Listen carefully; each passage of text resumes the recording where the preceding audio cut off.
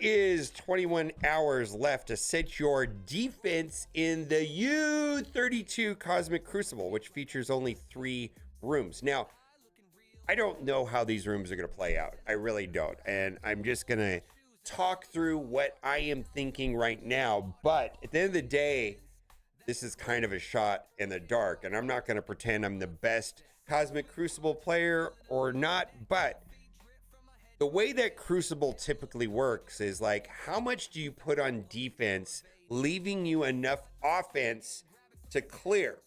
And so when there's 6 rooms, it's a very specific strategy. It's like, I want to put up the strongest defense that could trip up my opponent while leaving enough offense. Now, when we have 3 rooms, it changes everything. And the strategy that I'm taking for today in this video on my first attempt at this current version of U32 is to put more on defense than I would ever. And I'm putting some of my stronger teams on defense for that reason, because I believe there's going to be enough offense to get through this. We will see. I could be wrong. Like I said, there's a lot of uncertainty when I look at these rooms. Now, let's read the room rules, and then we're going to go over some of the ideas that I've been kicking around with a couple people here on my chat in Twitch.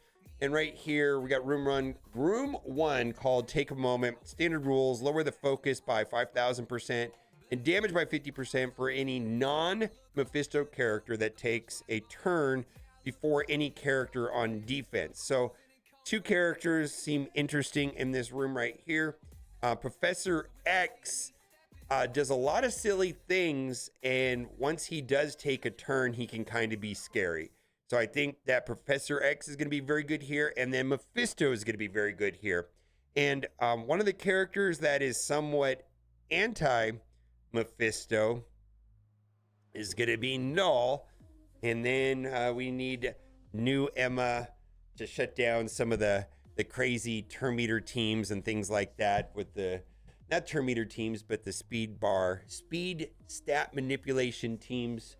And so we're going to do this. Now, I understand that a lot of people have Professor X, but the principle here is, what characters need to take a turn to be amazing, because this is going to benefit a go second team or a slower team.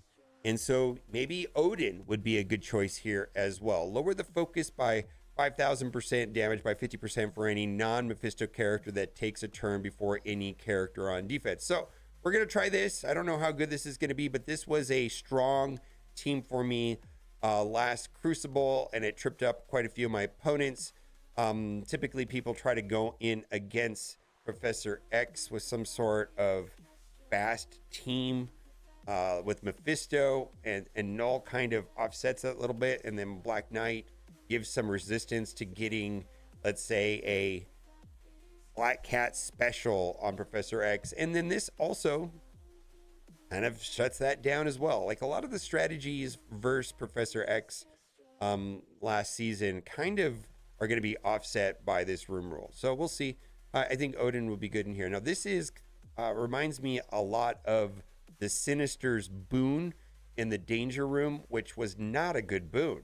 And I don't know that this is going to play out. I'm not sure that this is coded or is the same as Sinister's boon, but my experience in Danger Room with Sinister's boon is that the clone went way late, and the clone usually died. Like, I never got use out of the Sinister's boon in the last Danger Room. I was always looking for the Carnage boon or the King boon or whatever, something like that. Not the Sinister boon. So this kind of reads like the Sinister's boon in the last Danger Room. On spawn, your character with the highest health clones the enemy character with the highest attack. And so I'm just going to let them clone my Odin. And Accursed is kind of an anomaly right now in defense. Like, it feels like when Halvarine goes, he gets exploded. Hood has an anti-assist mechanic. So if I'm giving my opponent an Odin, he's not going to be assisting. He'll be shut down. And if my Odin does take a turn way before their Odin, because of the way that turn meter spread works, and I can get the battlefield effect out before they do, a lot, way before they do, right? Then maybe it's a non-event. I don't know. I'm really confused what to do with this room. But I just remember that the Sinister's boon was not like one of the best boons inside of Danger Room. I could be wrong. We're going to find out tomorrow. Spiritual energy. Anytime a character gains energy from an active ability, they gain 1 extra energy.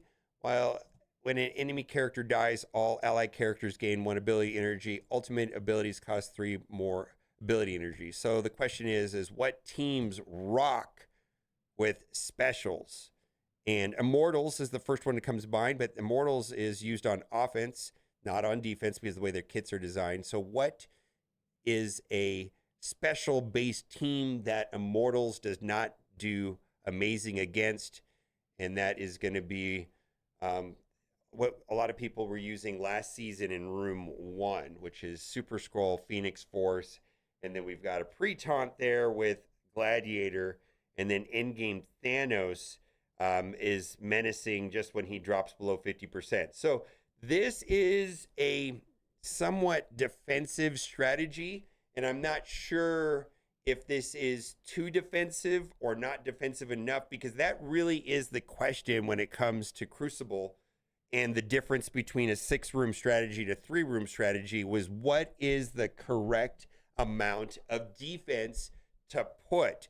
Am I going to have enough firepower to beat what I have here? And I think I do, because generally it becomes an efficiency war, and most things do not hold in the U32 when there's only 3 rooms. That's been my experience over the last couple of U32s. But some of these rooms, I just don't know how they're going to work. I really don't. And all of this might be super bad information. Maybe you'll do something else that is better. I am not sure. We're going to give it a go. But this is just my initial thoughts. And if you don't have some of the characters that I have here, because this is very defensive, maybe if you're not coming across these teams or don't have Professor X, maybe consider putting the 3 strongest defensive teams that you had in the last season, putting them on defense, while keeping in mind that this room here is a go second. What character do you not care about giving to them?